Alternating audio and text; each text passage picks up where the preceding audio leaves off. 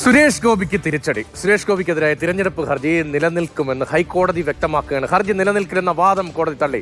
മതചിഹ്നങ്ങൾ ഉപയോഗിച്ച് വോട്ട് പിടിച്ചു എന്നതായിരുന്നു സുരേഷ് ഗോപിക്കെതിരെയുള്ള ആരോപണം. ബിനിലാണ് വിവരങ്ങളുമായി. ബിനിൽ, അത്യന്തം ഗൗരവതരമാണല്ലോ മതചിഹ്നങ്ങൾ ഉപയോഗിച്ച് വോട്ട് പിടിച്ചു എന്നാൽ. അതായത് തിരഞ്ഞെടുക്കപ്പെട്ടാൽ അസാധുവാക്കാൻ, ആ തെരഞ്ഞെടുപ്പിൽ നിന്ന് അയോഗ്യനാക്കപ്പെടാനുള്ള ഏറ്റവും പ്രധാനപ്പെട്ട കാരണങ്ങളിൽ ഒന്നായാണല്ലോ മതചിഹ്നങ്ങൾ തിരഞ്ഞെടുപ്പ് പ്രചാരണത്തിന് വേണ്ടി ഉപയോഗിക്കുക എന്നത്. ഇപ്പോൾ ഈ കേസ് നിലനിൽക്കും എന്ന് കോടതി പറയുന്ന സാഹചര്യം എന്താണ്?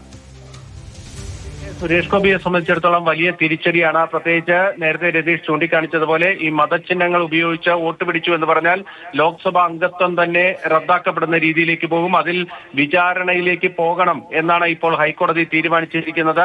സുരേഷ് ഗോപിക്കെതിരായ തെരഞ്ഞെടുപ്പ് ഹർജി, സാധാരണ ഈ തെരഞ്ഞെടുപ്പ് ഹർജികൾ വരുമ്പോൾ അത് പ്രഥമ ദൃഷ്ട്യാ നിലനിൽക്കുമോ ഇല്ലയോ എന്നത് പരിശോധിക്കും. അതിനുശേഷമാണ് അത് വിശദമായ വാദത്തിലേക്ക് പോവുക. ഇപ്പോൾ സുരേഷ് ഗോപിക്കെതിരായ ഹർജിയിൽ ഉന്നയിച്ച 6 ആരോപണങ്ങളുണ്ട്. 6 ആരോപണങ്ങളിൽ ഒന്നൊഴികെ മറ്റെല്ലാ ആരോപണങ്ങളും പ്രഥമ ദൃഷ്ട്യാ നിലനിൽക്കുന്നതാണ് എന്നാണ് ഹൈക്കോടതി വ്യക്തമാക്കിയിരിക്കുന്നത്. അങ്ങനെയാണ് സുരേഷ് ഗോപിക്കെതിരായ തെരഞ്ഞെടുപ്പ് ഹർജിയിൽ വിശദമായി വാദം കേൾക്കണം, അതായത് ഒരു ട്രയലിലേക്ക് പോകണമെന്ന് ഹൈക്കോടതി തീരുമാനിച്ചിരിക്കുന്നത്. ഇനി സുരേഷ് ഗോപിക്കെതിരെ തൃശൂരിലെ AYA നേതാവ് ബിനോയ് AS നൽകിയിരിക്കുന്ന ഹർജി, ആ ഹർജിയിൽ വിശദമായ തെളിവെടുപ്പിലേക്ക് ഹൈക്കോടതി പോവുകയാണ്. മതചിഹ്നങ്ങൾ ഉപയോഗിച്ച് തെരഞ്ഞെടുപ്പിൽ വോട്ട് പിടിച്ചു എന്നതാണ് ഏറ്റവും പ്രധാന പരാതിയായി സുരേഷ് ഗോപിക്കെതിരെയുള്ളത്.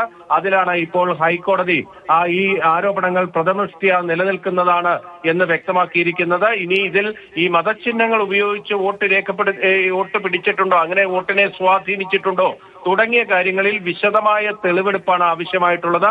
ആ തെളിവെടുപ്പിലേക്ക് കടക്കുന്നു എന്നതാണ് ഏറ്റവും പ്രധാനപ്പെട്ട കാര്യം.